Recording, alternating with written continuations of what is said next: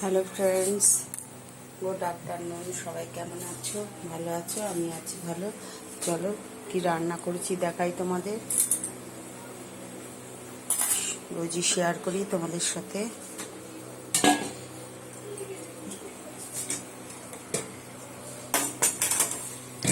এই যে গরম গরম ভাত হয়ে গেছে,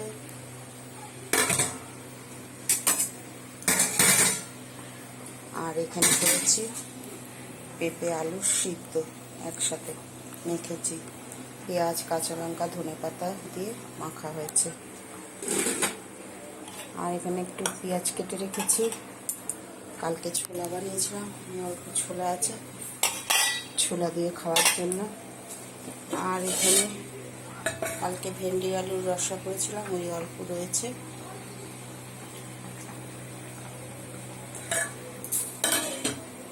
আর এখানে হয়েছে ডিমের অমলেট করে আলু দিয়ে ঝোল করেছি।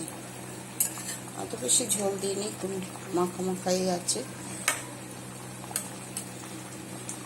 তরকারি আমার হয়ে গেছে, এই যে আলু টমেটো দিয়ে করা হয়েছে। এই রান্না আজকে। আর এবার দেখিয়ে দিই,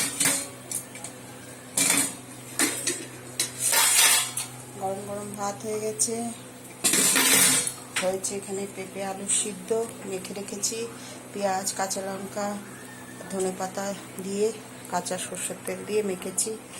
এখানে অল্প ছোলা রাখা আছে, ছোলে পেঁয়াজ কেটে রেখেছি। এখানে ভেন্ডি আলুর রসা আছে কালকে। আর এখানে ডিম আলু অমলেট করে ডিম আলু ঝোল,